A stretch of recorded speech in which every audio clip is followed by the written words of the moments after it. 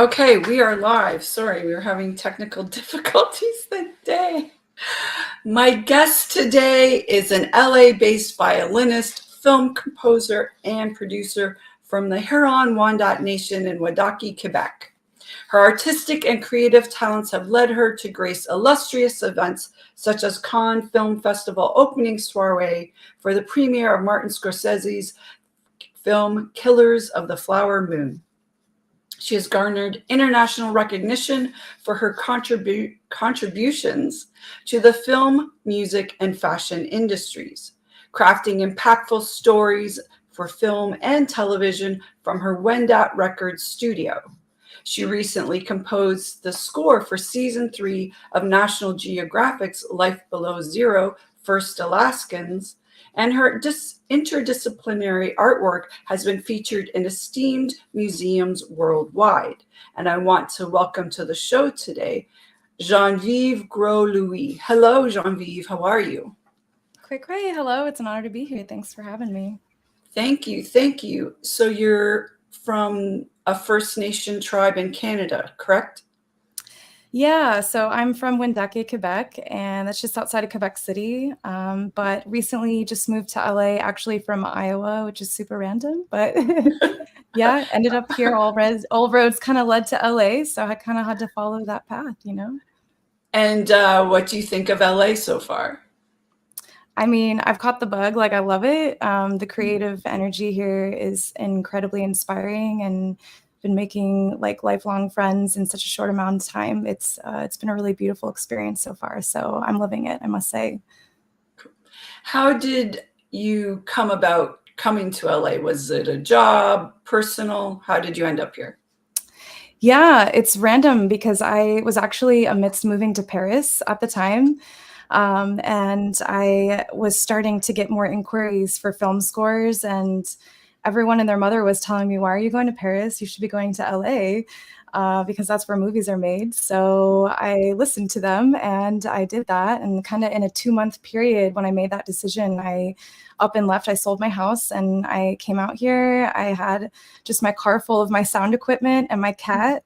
And then the rest of my stuff like came a month later in a U-Haul. So when I first got here, it was like really intense, but like it was like an incredible experience. I really just kind of went for it, and it's been a really incredible journey so far. So it's really spontaneous, I must say. Right. Okay. Yeah. So you composed the music for season 3 of National Geographic's Life Below Zero, First Alaskans. Did you have that set up before you came to LA, or that was something you got once you got here? Yeah, no, I was working remotely out of Iowa, my studio in Iowa, Wendat Records. And I just decided to make the move, and I ended up getting hired for now the main show, Life Below Zero. So I'm doing the current season of that right now. We're working on that. So yeah, it's been an incredible ride so far. And I just finished my first movie a couple weeks ago. So it's been a good time. Okay, so tell me more about your movie. Well, I don't know. You can't tell me because you have an NDA, yeah. right? Well, I'm not I know I probably should have started off by saying in the coming weeks I'll be able to tell you more about it, but right. I can tell you that I have finished it, and I'm really excited to share it with the world. And I think in the coming weeks we'll be able to talk more about it. Okay. So. Is it a thriller? It's a documentary. Drama? It's a documentary. Okay. Yeah, it's a documentary. Yeah. And is it about First Nations, or is it something totally different? No, it's something completely different. It's about a Pulitzer Prize winning political cartoonist. So I had a really good time with that. I managed to use a kazoo quite a few times in it, actually. as an instrument. I had a lot of fun with that. Like, I mean, it's cartoons, you know, so you have to get really creative. And I have to tell you, like, after buying one thing like that on Amazon, now my Amazon recommendations is like full of ridiculous things like that. A whirly gag or whatever it is. And then like I have like train whistles showing up on my Amazon. So it's like you buy one thing like that and it's like all you see. So yeah. I'm sure Amazon is now, you're probably getting weird messages on your phone as well too. So the algorithm is a weird thing, I must say. Definitely. Yeah. do lots of different things. So you do music, you do art, correct? Like you are in museums. Explain a bit about all of that. Yeah, so I guess my journey into the film and television music world started with my activism work. So a few years ago, I performed at Santa Fe Indian Market for the first time in collaboration with Sky Eagle Collection, who's Dante Bisgrayson, is a really talented Osage veteran artist.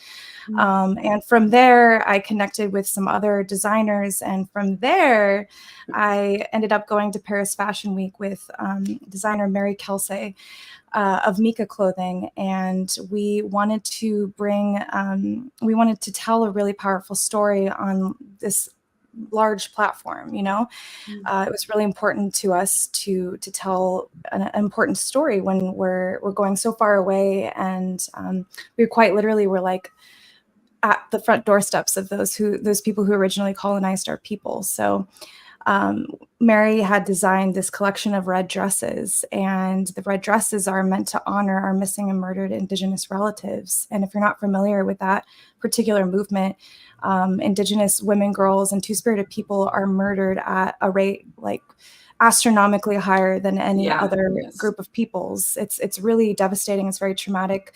I think that, there's honestly not a single person that I know who doesn't have someone that has been affected by this epidemic, seriously. So it's something that's very much still present within our lives, and it's something that isn't talked about enough. So we wanted to bring that awareness to the fashion world, because we're storytellers by nature culturally. So when we're sharing our art, there's always some story behind it. So Mary had designed these red dresses, and we ended up filming this music video at Palais Versailles, the Eiffel Tower, and the Louvre. And we had a fancy shawl dancer, and this epic collaboration ended up going on display at the Washington History Museum and the Tacoma Art Museum for a year once we returned from Paris. And it took us even further. We performed and presented this project in Alaska as well, which is where Mary is from.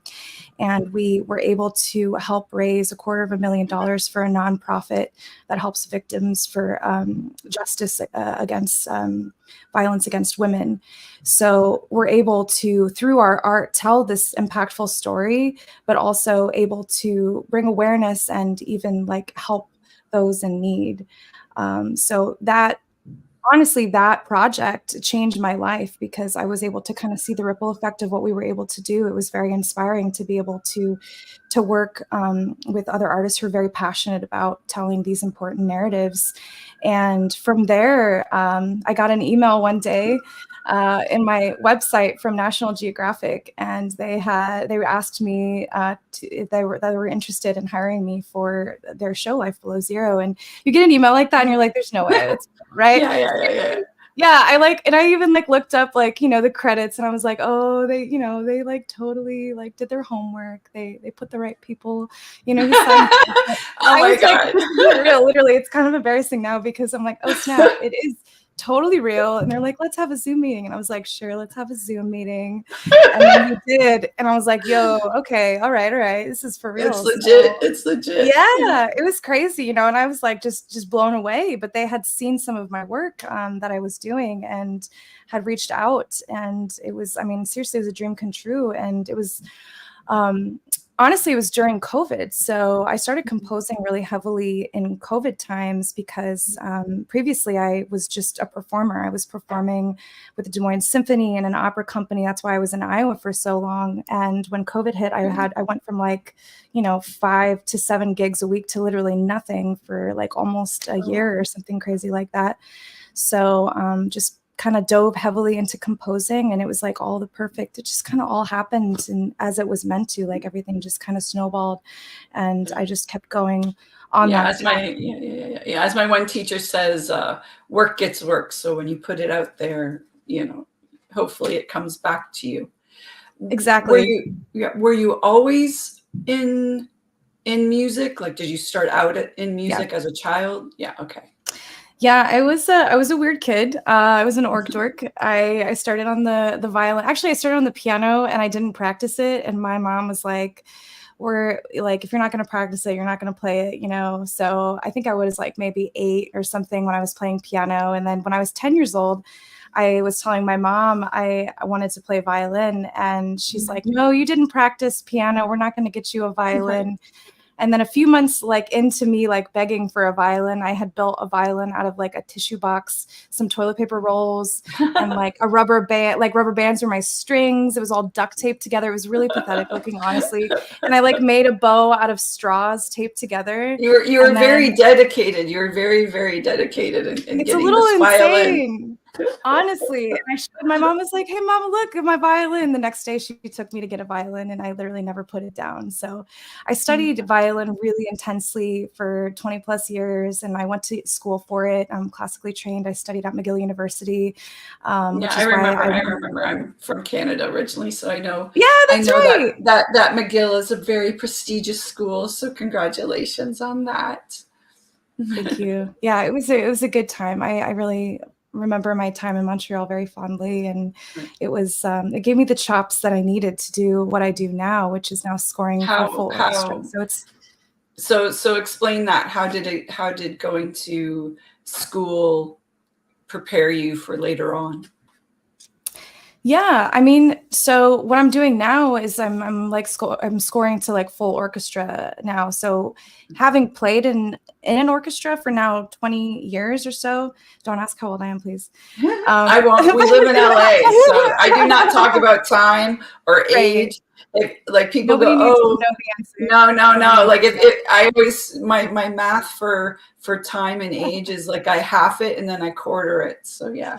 It's all there good. You go. That's perfect. I love that. That's the vibe, yo. But I was playing, you know, in orchestras, and like I was learning without realizing it. You know, we would be playing like these film scores, like John Williams. We'd play Harry Potter. We'd have like the movie on the screen, and I'm playing my violin, and like I'm just making these like little mental notes. I'm like, oh, when the cellos come in, it kind of sounds like there's something crazy going on, something like dark going on. I don't know why I'm doing this with my head, but that's what it is.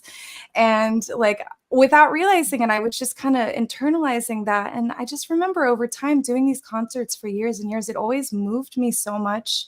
And I would be watching movies and thinking, oh, well, it's so cool when the French horns come like this. It sounds so epic. It's like just something that kind of soars over the whole orchestra. And so that I didn't realize at the time was teaching me everything that I need to know for what I'm doing now with my career. So it's pretty crazy to kind of trace that full circle. But yeah, McGill was definitely a place to get some like intensive training, and then went to play in orchestras after that. And yeah, kind of all paths led here. Cool. With instruments, as you mentioned, you were listening to certain instruments and they give you emotion. Yeah. Is that like, how do you approach emotion when you're composing something? Ooh, that's a good question. Like, do you watch? Like, so do you have the film or the TV show in front of you, or like as you're composing and you're going with that? Yeah. Okay. Yeah, so you'll score to picture. You'll be looking at something when you're composing it. My favorite thing to do, honestly, is I'll even if I don't end up using my violin, I start with it. That's my voice. Like I'm not a singer very much, but I sing through my violin, and it's like my main instrument. So I might record a melody that way, and then I'm like, ooh, I really like that melody, but I want it to be like on an oboe or something like that. So I'll re-record it later with an oboe. But violin is very much like my way of communicating musically. And I play piano as well. And I also have like a really massive collection of indigenous instruments that I've been collecting over the last several years, just in my travels and whatnot. So that's also something that I really enjoyed to kind of play around with, depending on the project. What's your favorite indigenous instrument that you have found? I'm so glad you asked. She rolls away dramatically. Okay, this is one of my newer ones. But this is called it's a white ash rattle. So this is actually from my nation. I just was in Wendake, is my nation in Quebec, for the month of June and July. Oh my gosh, it already feels like it was a long time ago. But I was out there filming, or not filming, but recording an album, working with some artists from my nation. And I happened to connect with a traditional instrument maker from my nation. And he makes rattles, and he makes a specific type of drum that is unique to my people. It's called a water drum. But this one was my favorite one because I've literally never seen anything like this. I've never heard anything like this. So it's made of white ash bark. And then as you can see, they kind of fold it over on itself. And it just like has this like almost kind of like, here I can do it. And Yeah. it almost sounds like rain, you know? It's like a very unique sound quality to it. And when I end up kind of playing around with some of these instruments, I really have a lot of fun messing with effects. So it's not necessarily going to sound like this, but I'll add like delays to it, and it just adds this texture. I don't know what I'm doing this with my hand, but it kind of adds like this whole other ethereal texture into the mix, and you're just listening to it and you're like, what is that? But like, it sounds so unique. It sounds so interesting. So that's something that I really enjoy, you know, doing in my music that I compose is incorporating Indigenous instrumentation within it. Is your family supportive of your music? Were they always supportive of your music? Oh yeah, it was like literally never anything else. I never wanted to do anything else. It was always violin. It was always music in some capacity. I mean, I think the only other job I've ever had other than music related was like when I was 14 years old, and I used to work at a skating rink, which is also like super Canadian.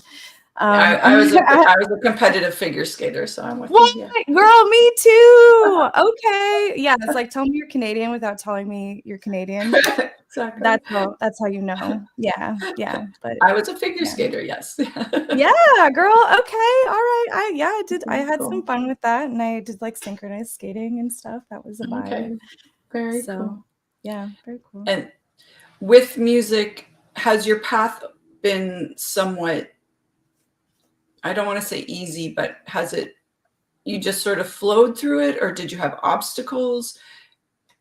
Did you think you were going to make a living from it? I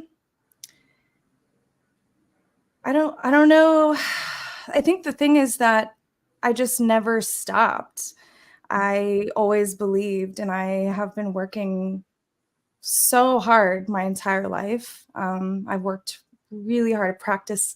I mean, seriously, growing up, I did like 8 hours a day of practicing, which is not healthy, by the way. Don't do that. Seriously, but like I spent my time in the practice room, and I did the work, and now I'm seeing it on the other side here now. Like, yeah, of course I still practice, but like I've done a lot of that time already. I put the work in, and now it feels like things are going faster now, but I don't want to forget that I've literally spent almost 20 years in a practice room.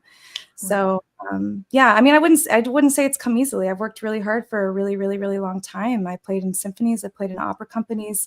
I used to gig around like as a freelance violinist. I think I've done every single kind of gig you could possibly imagine. Baby showers, which is a weird one. That's so random. Like, I don't understand why like people are like live music for a baby shower. I mean, why not though, right? Hey.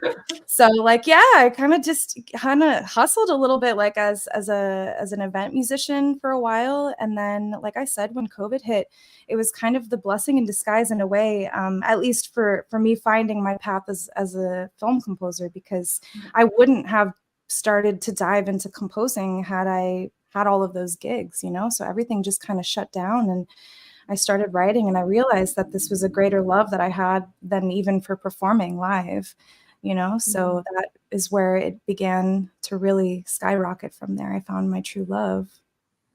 So events went away during COVID. So sort of explain how you ended up doing like that first bit of film stuff. Well, I mean, I was composing at that time. I was collaborating with several artists, like I mentioned that where I went to Paris Fashion Week. And then I also did some collaborations with Dante Bis-Grayson of Sky Eagle Collection, who was the one who took me to the Cannes Film Festival. And that happened like the summer before I started that was the summer I started working on for National Geographic. So it kind of all feels very connected. So Dante Bis-Grayson is a descendant of Henry Roan, who was one of the characters who was murdered in Killers of the Flower Moon. And it's a very, very tragic, very traumatizing thing for the Osage people. So that is why he brought me to Cannes.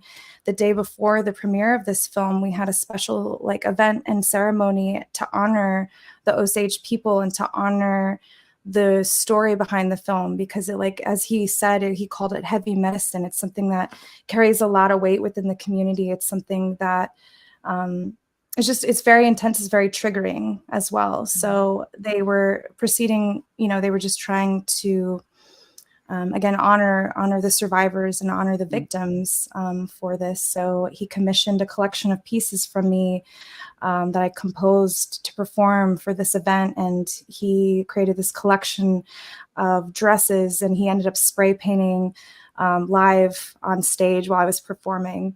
And it was just a very powerful moment. I don't believe there was a dry eye in the room, including myself. It was very intense. But I was very honored to be entrusted to like help tell that story through music. And he had written this really powerful poem that I also composed music for.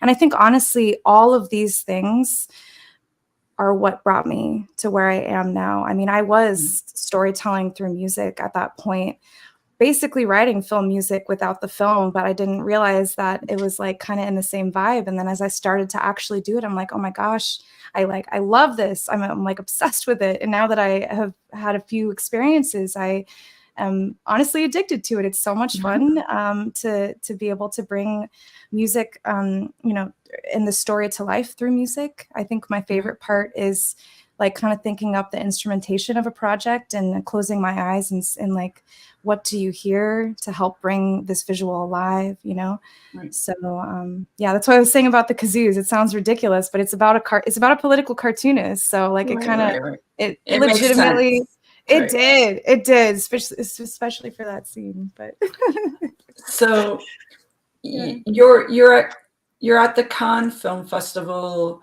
with Killers of the Flower Moon, and you are incorporating your heritage and First Nation stories into your performance. Do you ever feel somewhat conflicted of merging, your heritage with basically, the people that's, murdered your people or suppressed your people, or how do you navigate all that? I mean, my heritage is who I am. It's a part of me. It's also a part of who I am as an artist. So I think of it as merging because it's my voice. So I'm just telling the story that I need to tell and using the instrumentation that feels appropriate, that feels right. I mean, so here's a really great example. When I was working on Life Was Your First Alaskans, there was a lot of Indigenous representation in that show. I mean, it was all centered around Indigenous people. And I was given a scene once where there was a young girl playing an alutic drum. It's a very specific type of drum. It's like a large circular drum. I'm not doing a great job of visualizing it here, but it's a pretty big drum. It's also very thin. And there was no sound to it. And I was like, oh man, like, I don't know what that sounds like, but I really want to make sure that I honor it, because the people that are going to watch this, that know what that drum sounds like, they need to hear the right sound come out of this drum. I can't just use any drum. So I'm really fortunate to have had the opportunity to collaborate with an artist in Alaska. I sent him a screenshot of the drum and I was like, yo, Derek, do you have this drum? And he's like, I got 5 of them. Like, give me a minute. Like, and he proceeded then and he had a recording studio, very professional, and like is an incredible drummer. Like, it's just everything like aligned. And this was like all over the course of like a couple of hours, we managed to figure it out. And I was like, wow, this is insane. So we managed to record that drum sound, and he built like pretty much a library for me to use, which I still to this day use as I'm working on the music for this, because it's a very specific sound. It's a very specific instrument to the Indigenous people, like that we're trying to tell the story of. So those little details may seem like a little detail, but it matters. It matters in the representation. It matters in the story you're trying to tell. It matters in like honoring those voices. So I think for me, it's just a matter of honoring the story and doing what I can to bring that to life. You're working on a new album. When's that going to be coming out? And what's it about? Tell me more. Tell me more. Yeah, thank you. So Wendat is the name of the album. Wendat means I am Wendat, but it also means we are Wendat because there's no differentiation. It's just we are Wendat and Wendat means island dwellers. We're people of Turtle Island. And Turtle Island is a name that's often associated with North America, and that stems from our creation story. And yeah, we could get into that if you want to. You want me to talk about that? I didn't know that North America was a turtle. Oh yeah, it totally is. Oh my God, that was a dad joke. Totally. It totally was. Yeah, no. But yeah, so turtle, the story, like I'll give you just like the brief synopsis of it. So I come from a matriarchal society. Sky Woman is she falls from Sky World, and after like looking down this like there's a hole at the base of this tree, and she kind of Alice in Wonderland styles falls down this hole and is descending toward this planet that kind of looks like Waterworld, without like all of the like Exxon like carriers, obviously, you know. But anyways, so she's descending to this Waterworld, and these geese slow her descent as she's coming down, and there are some animals in the water who see her falling, and they say, we need to find land for her to stand on so she can live.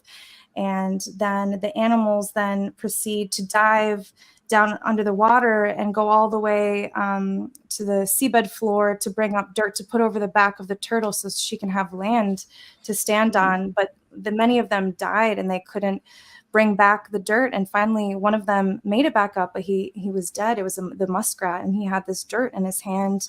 And they put this dirt on the back of the turtle, and from his sacrifice, it grew and it kept growing and it kept growing. And this is actually how Turtle Island was created. So by the time Sky Woman descended and she landed, she was able to stand on land, North America. So that's a very, very basic, very fast version of that story. It's much longer. There's a lot more details, but that's where that comes from. But Wendat is a collection of pieces honoring my people. So I was just given a grant from my reservation, Wendake, called Tsianzia. The Tsianzia grant is a grant to perpetuate the culture, perpetuate the knowledge for the next generations to come. And I'm really honored that they selected me because I find our music to be incredibly beautiful, but I don't have enough recordings of it. There's not a lot of ways we can really digest our music outside of us singing, you know, in a community. And there are definitely some incredible Wendat artists, but I want more content. I want more of our music. I want to be able to listen to it while I'm driving down, you know, the highway or something like that. 405 during rush hour. Exactly. I just want to jam out to it. So I had this idea of taking some of our traditional songs, taking some of our traditional stories, and composing some orchestral arrangements of it. And I'm actually also working with some singers from my nation, a couple of people, Andoua Laveau and Geneviève Gros-Louis, who's my cousin, who's an incredible singer. Seriously, like, oh my gosh, you guys, like, I can't wait to share this. But so it's a collection of works where we are essentially like remixing some of our like social songs in like adding synth. Okay, when you're saying social songs, what do you mean exactly? Yeah, it's a good question. So for example, one of the songs is called Chant Ancestral. It's a welcoming song. It's something that would be sung like in a large group. It's not a ceremonial song. So there's a difference between social and ceremonial. Like our ceremony stuff, we do not share with the world. That's not something that I can and I'm not comfortable sharing with. So the songs that I am working with and the things that I am arranging and reworking are social songs. These are ones that we sing like all the time, and they're like everyone knows them. You know, like when one person starts singing it, they'll just like start singing along kind of vibe. But I really like some of the melodies are so haunting. Like I just remember, like as I was listening to some of our music over the last couple of years, I'm like, oh my gosh, the melody is just unbelievably haunting. It's so beautiful. And I was like, I could hear these like arrangements on the violin, on the piano, having the strings, having like the drums, and like even like I said, I was even integrating some synth instruments to kind of bring it almost like contemporize. And I use quite a bit of our like Wendat instruments in there as well. You don't want to forget the rattle, right? No, for real. And I have like so many more where that came from too. But no, it's a really good vibe. And like another one of our songs, for example, Hino is the name of it, and that tells the story of the genesis of thunder. So I'll give you the quick download of that because I'm like a nerd for this stuff, man. Seriously. Like, and this is again, it's all about storytelling. Like everything is kind of all connected. You know, so our story for Hino is Hino was like this brother, and I mean, I can't remember how many siblings he had. Let's say he had like 6 brothers or whatever. Okay. And he was always like the annoying one that, you know, he never like, he didn't really do anything horrible. He was just like the annoying little brother that like, they just were just like, oh, you know, like, you know, stop it. He was the one that would like jump in a pool and splash everyone on purpose. You know, that kind of energy. Yes. Yeah, one of those, you know. Like a little menace, a little troublemaker. Yeah, that's Hino. Okay, so that's Hino. Imagine that energy. Okay, so Hino went to an island with his brothers one day, and they were going to hunt so that they could bring food back to their family. And his brothers told him he needed to crawl across the island very quietly, so that when he gets on the other side, when he shouts very loud, he can scare all of the animals towards his brothers who are hunting for him. Okay. Now Hino being like this little troublemaker menace, he didn't have the patience to make it all the way across the island. In fact, he only made it halfway across the island. So he's in the center of this circle, right? And do you know what happens when he shouts? All the animals disperse everywhere in a million directions. You know, they don't go in any direction. He didn't have the patience. So he's like, I'm here. He wasn't a good assistant for the hunt. No, but this is the sad part. His brothers were so angry with him that they abandoned him on this island. They were so mad with him that they left him. They said, we don't have food. You just stay here and you think about what you've done. So he started to cry. And this is what we know of as rain. And then he started to shout for his family. And that's what we know of as thunder. So anytime you hear thunder, it's Hino calling out to his family that left him abandoned behind. He's very sad. So it's like a very sad story. But so I took this story, and it has a really beautiful melody, and bringing it to life musically, I actually I do a lot of field recording as well. So like when I'm traveling and stuff. So what do you mean by you do field recording? Yeah, I know. Like I'm a weirdo in the woods with a microphone. That's what that means. Okay, that's not where actually there is some restaurant somewhere that I saw online that does that, and you'll be eating and you'll be hearing like birds chirping. Yeah. Literally, that's what it is. Yeah. So when I was living in Iowa, I was very blessed to have like an insane amount of thunderstorms. So I collected some really epic thunder sounds over the last 5 years or so. So I was like, I just know someday I'm going to need this for something. And turns out I did. So for this piece, I actually use thunder sounds as an instrument in the music, like as a drum. It's actual thunder. So, and it's telling the story of our thunder. So it's like very symbolic, and it also just sounds epic. Honestly, it's really hard to beat Mother Nature like as an instrument. Honestly, she's got it. She knows. Yeah. So very cool. Yeah. So this album is going to be released when exactly? Yeah, on November 1st. It will be available to stream on all streaming services, and it's also the first day of Native American Heritage Month. So it just feels like the perfect day to release it. Again, it's like a collaborative album celebrating Wendat heritage. So I am really excited, and I have a lot of people from my nation are really excited to like hear it as well. I'm just like, I'm also really nervous because like I really want, this carries so much weight, this project. I want to do it right. So I've been collaborating with a lot of different artists, and I've been speaking with a lot of like elders from my community to ensure that I am taking all the necessary steps to honor our music in the appropriate way. I just want to say hello to Sean Wynn, who has commented that he's loving your stories about the thunder. So he's thank commenting. You. Tia Wank, I appreciate that. When you came to LA, you have a lot of positive feedback. Is there anything that you would tell someone that was wanting to move to LA to pursue a career in music? Any sage advice you would have for someone wanting to do that? Sage advice. I love that. There you go. Sorry, I had to make a little plug. I know. I love it. I was wondering if you're going to say that, and she did not disappoint. I appreciate that. Yeah, I mean, I think for me, it was just following my heart, following what I love doing. I feel very fortunate to like be where I am now, but like taking that leap of faith, it was terrifying. I'm not going to lie. I was terrified. I kind of still am, but like I have zero regrets. I mean, I kind of knew for the last 5 years that I probably was going to end up here, but I didn't know when. And then when I made that decision and like 2 months later, I ended up out here, was still terrified. But like I said, it's been nothing but a beautiful experience so far. And I'm learning so much. I'm growing so much as an artist. This like community of creatives, this community of just this artist community. Like I constantly feel inspired to create, and that's something that I've never quite experienced before, at least, where I've lived before. So this is, I mean, I would say if you're thinking about it, go for it. Why not? You mentioned a bit before about going to Cannes for Killers of the Flower Moon and performing, and that was through someone you knew, through relationships. Yeah. How important is relationships and networking to a career, or to you specifically?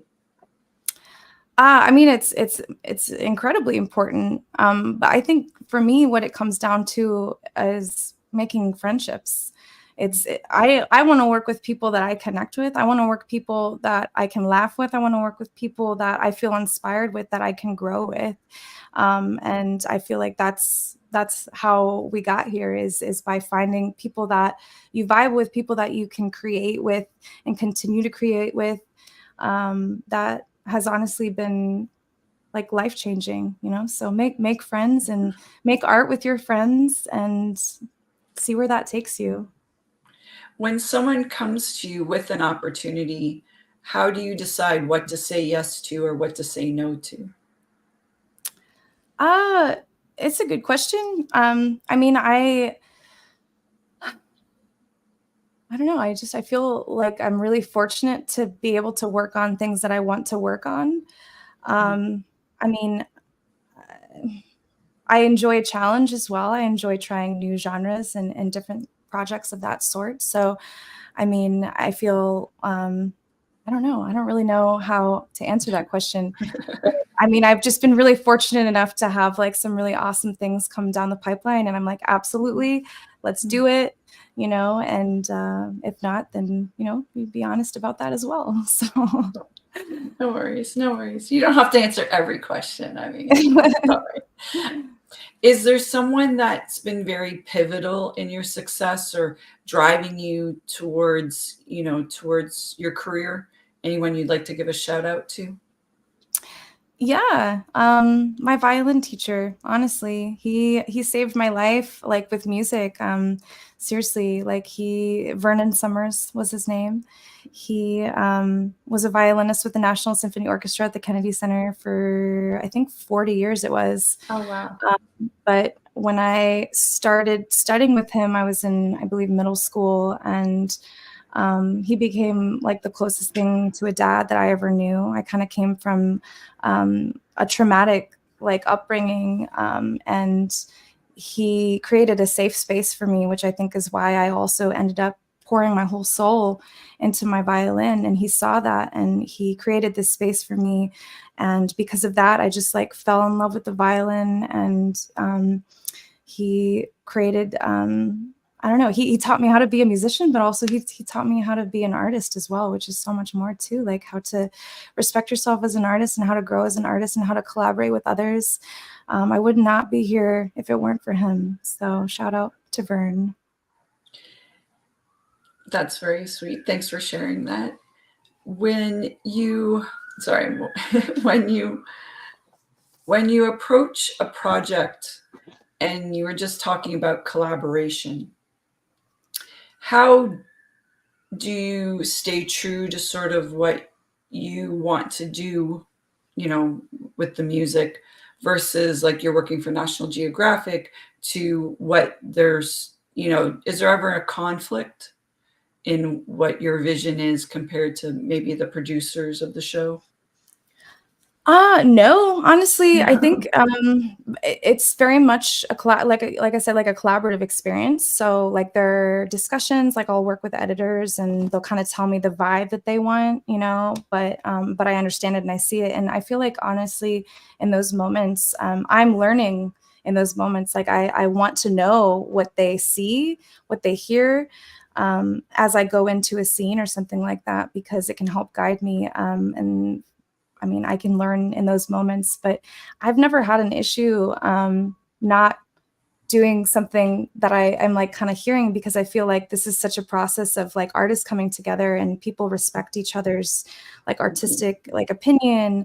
And I think that's what makes it so beautiful, is that you bring all of these really talented artists together, and together we can create something that you could never have done by yourself, you know?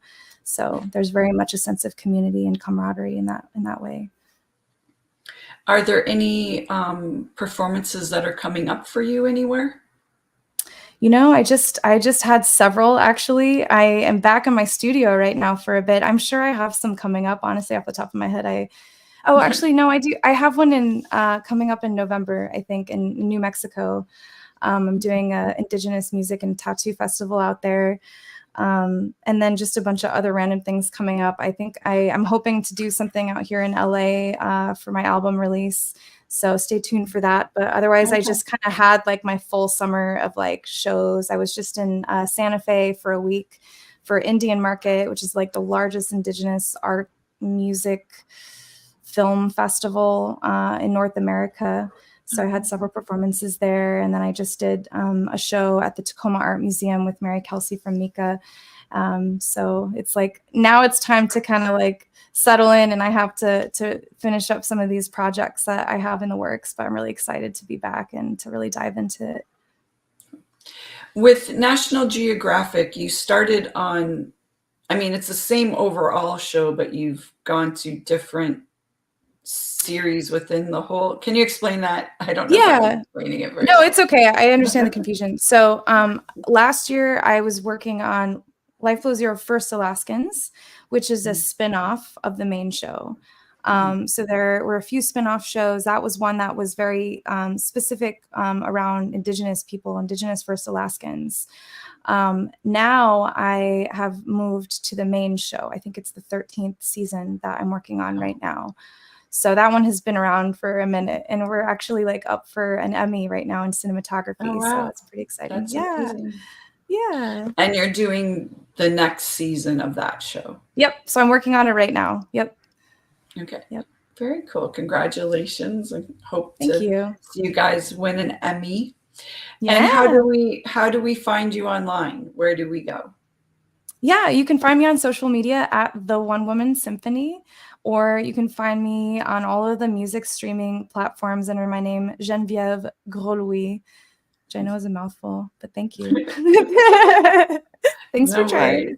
No worries. Yeah, I mean, I did take French for 4 years, but yeah, that's too much for me at this point. I mean, I don't think I did too bad in the intro, but I mean, I get Gross-Louis like more. Geneva Gross-Louis is like my alter ego for real, or like Geneva Guinevere. Gross. I don't know how people come up with Guinevere, but like I get that one more times than I care to admit. But yeah, I can see that happening. Geneviève, right? Yeah, you got it. Look at Thank you. Okay. Thank you for being here today. And I enjoyed our time. I enjoyed hearing about the origins of North America that I did not know about. And I hope to see you out and about. I'm sure we'll run into each other soon. And I want to thank everyone for joining us today. And see you next Wednesday. And See you, Wankaman. Thank you so much. thank you.